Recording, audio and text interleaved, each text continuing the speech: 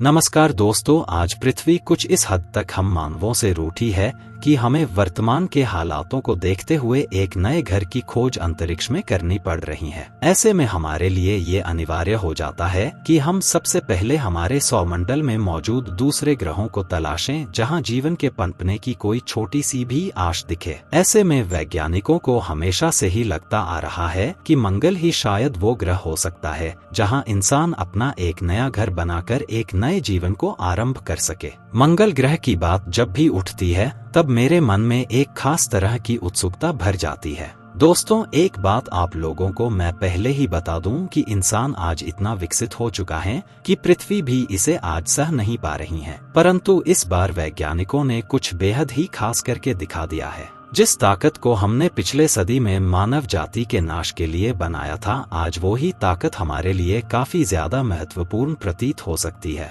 कहने का तात्पर्य ये है कि लगभग 50 सालों बाद फिर से अंतरिक्ष में परमाणु ऊर्जा से चलने वाले रॉकेट इंजन का परीक्षण होने वाला है। सुनने में ये बात कितनी अजीब व अनोखी लग रही है न दोस्तों, ये बात पूरी तरीके से सत्य है। वैसे परमाणु ऊर्जा से चलने वाले इस रॉकेट इंजन की ये खास बात होगी कि इसमें बैठकर इंसान सिर्फ 45 दिनों के अंदर ही मंगल पर लैंड कर सकता है। आज जहां मंगल पर लैंड करने का समय कम से कम 1 साल तक लग जाता है, वहां ये इंजन अच्छे तरीके से काम करके इंसानों को अंतरिक्ष में काफी आगे तक पहुंचा सकता है। शायद यही वजह है कि इतने सालों बाद भी इसे फिर से एक बार एक्टिव कर दिया गया है। नासा के साथ कई निजी कंपनियां मिलकर इस रॉकेट को काफी तेजी से डेवलप करने के बारे में सोच रही हैं। कुछ सूत्रों के अनुसार ये रॉकेट साल 2027 तक पूरे तरीके से तैयार भी हो जाएगा। ऐसे में ये देखना बाकी है कि आखिर कब इसे इस्तेमाल करके मिशनों को अंजाम दिया जाएगा।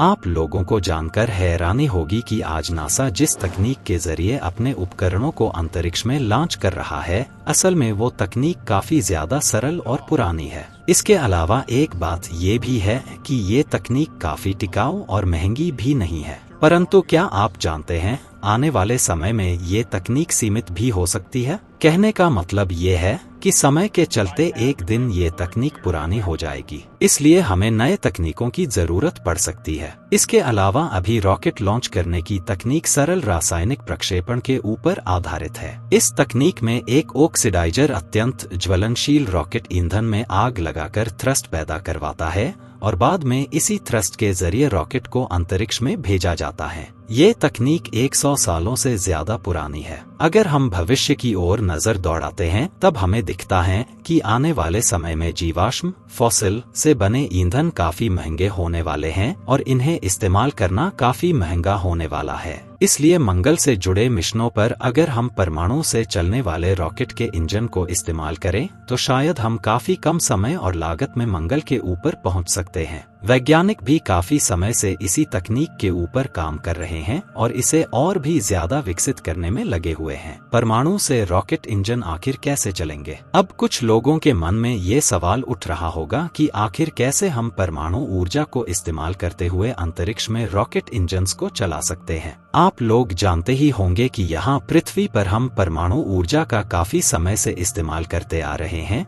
और उसी तकनीक को हम रॉकेट इंजन्स में भी इस्तेमाल करने जा रहे हैं। कहने का मतलब ये है कि परमाणु ऊर्जा से चलने वाले इंजन्स में परमाणु रिएक्टर लगा होगा जहां पर हम कुछ खास रेडियो एक्टिव पदार्थों के परमाणुओं को तोड़कर परमाणु ऊर्जा बनाएंगे। विज्ञान की भाषा में किसी भी परमाणु के विखंडन की प्रक्रिया को न्यूक्लियर फिशन कहा जाता है। वैज्ञानिकों के अनुसार परमाणु ऊर्जा से चलने वाले रॉकेट इंजन्स पारंपरिक रॉकेट इंजनों के तुलना में लगभग 3 गुना ज्यादा काबिल होंगे। इससे अंतरिक्ष में होने वाले मिशन आसानी से पूरा तो होंगे कि साथ ही साथ हमें काफी कम खर्च में अंतरिक्ष की सैर भी कराएंगे। एक रिपोर्ट के अनुसार आज मंगल पर लैंड करने की औसतन अवधि 7 महीने की होती है। परंतु परमाणु ऊर्जा से चलने वाले रॉकेट इंजनों के जरिए हम मंगल पर 1.5 महीने के अंदर ही अंदर पहुंच जाएंगे। अगर ऐसा होता है तब अंतरिक्ष विज्ञान में एक नई क्रांति आएगी, जहां पर इंसान बिना किसी देरी के अलग अलग ग्रहों तक पहुंचने के बारे में सोचेगा। परमाणु ऊर्जा से चलने वाले रॉकेट इंजन्स के बारे में जानने के लिए नासा ने सन 1959 से ही काम शुरू कर दिया था।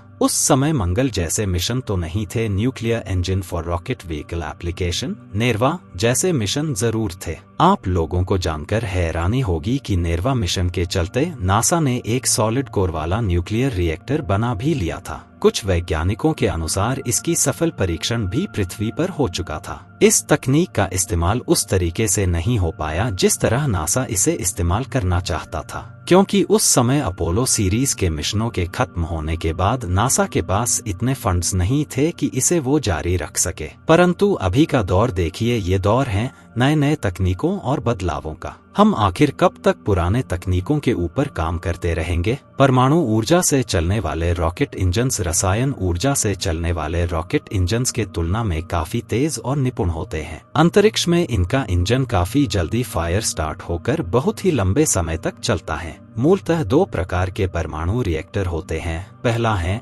Nuclear electric propulsion (NEP) reactor, जिसके अंदर बिजली पैदा होकर जेनॉन क्रिप्टन जैसे नोबल गैसेस के परमाणु से इलेक्ट्रॉन को बाहर कर एक आयन बीम का रूप दिया जाता है। ये आयन बीम बाद में रॉकेट इंजन को थ्रस्ट प्रदान करता है। दूसरा है nuclear thermal propulsion (NTP) reactor, जो कि नासा को काफी आकर्षित कर रहा है। इस रिएक्टर में आमतौर पर हाइड्रोजन और अमोनिया जैसे गैसों को न्यूक्लियर प्रक्रियाओं के जरिए गर्म करके पहले फैलाया जाता है। बाद में एक बेहद ही बारीक छेद के जरिए गैस को छोड़कर थ्रस्ट बनाया जाता है। दोस्तों, अगर ये नॉलेज अच्छा लगा हो तो वीडियो को लाइक करके चैनल को सब्सक्राइब जरूर करिएगा। फिर मिलेंगे नेक्स्ट वीडियो में। जी धन्यवाद।